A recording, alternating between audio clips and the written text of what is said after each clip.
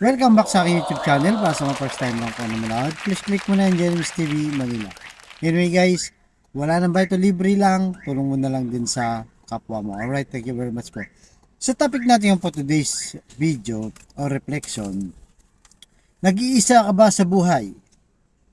O may mga kasama kang kapamilya?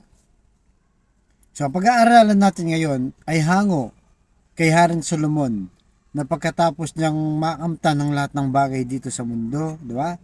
Isa siyang hari, matalino, nalamuhay dito sa mundo, at lahat ng uri ng sarap sa buhay, kasaganahan, hirap, naranasan ni Haring Solomon.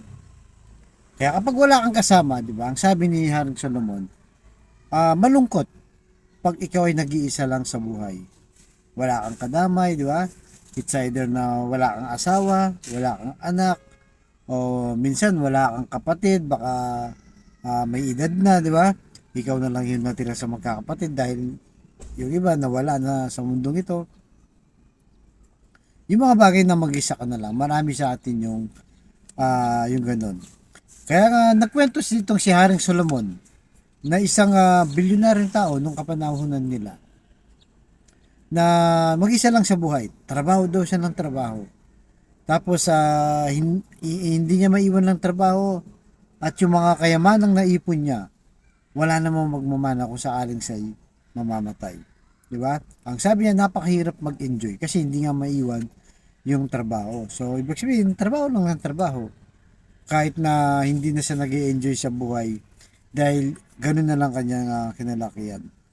Kaya nga sabi ni Haring Solomon na mas mabuti yung may kasama ka. Halimbawa sa bahay, di ba? May kasama ka sa bahay, may kasama ka maglilinis, may kasama ka magluluto. So, marami kang karamay, kumbaga. Lalo na kung yung bahay mo napakalaki, di ba? So, kailangan mo nang may makakasama. Kung sa bangin naman, halimbawa, di ba, nahulog ka, at least may sasalo sa'yo o ibig sabihin may tutulong sa'yo. Di ba? Ganun din pagka malamig, kung may asawa ka, di may kayakap ka, di ba? So, mas mamuinam yung may kasama pa rin. Kaya nga sabi ni Haring Solomon, sa mga ngaral, chapter 4, verse 12, madali kang matalo kung nag-iisa ka, pero kung may kasama ka, mahirap kayong talunin. Tulad din ng lubid na may tatlong pilipit na hibla, mahirap itong malagot. And guys, napakalinaw, di ba? So, mismo si Haring Solomon, dahil nga napagbulay-bulay ng kanyang buhay, di ba? Nagnilay-nilay siya, di ba? Ang analysis niya ay kailangan may mga katuwang tayo sa buhay. Even sa magkakapatid, di ba? Kung solong anak ka lang, minsan, halimbawa, dumating yung panahon, matanda na yung nanay tatay mo. Walang ibang tutulong sa kanila kundi ikaw lang. Lalo na kung nagkaroon ng financial crisis, di ba? Na hospital, malaking kailangan halaga. Mag-isa ka lang, pwede siguro tumulong sa'yo. Yung mga kamag-anak mo, mga pinsan, pero mga limit lang, di ba? Unlike kung marami kang kapatid, marami kayong magsishare sa gastos at may katulong ka. Minsan, di ba, yung salitan, pagbabantay sa ospital, importante din yun eh. Di ba? So, importante rin ang sabi ni Haring Solomon na may fellowship ka. Yung may mga kagrupo ka. Di ba?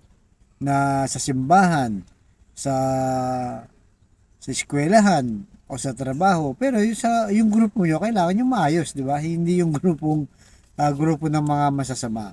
Kaya, mas mabuti kanya na may kasama ang tao sa mundong ito para mas matibay, mas matatag ang pundasyon.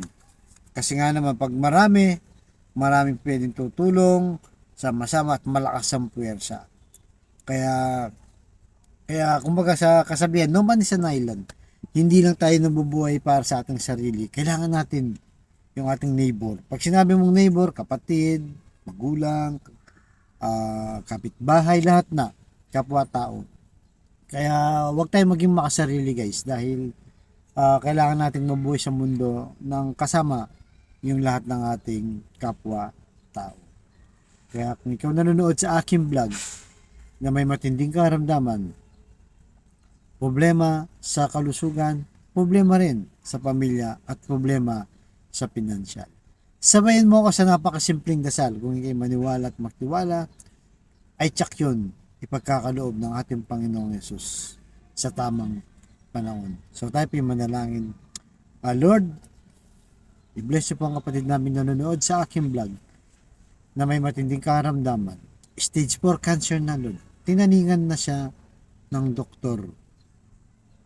Matagal ng bedridden sa bahay man o sa ospital. Hipuin niyo po, Lord, ng inyong mapagpagaling na kamay. Aplusin niyo po. Tanggalin niyo po ang kanyang karamdaman para sa kanyang pamilya. Ganon din po sa pamilyang nasira na o masisira pa lang, Lord. Ilumin niyo po yung mga sugat na nagawa ng bawat isa. Pagbigkis-bigkisin niyo po muli ang kanilang pamilya. Ibalik ang magandang relasyon. At ganoon din po, Lord, sa financial na kailangan namin lahat. Lalo na, Lord, yung kapatid naming walang-wala. Ultimong pambili ng 1 kilo ng bigas. Pambili ng ulam. Pambili ng gamot. Pambaon sa mga bata. At yung ano-ano pa mga pangangailangan doon. I-bless niyo po ang aming hanap buhay para sa aming pamilya.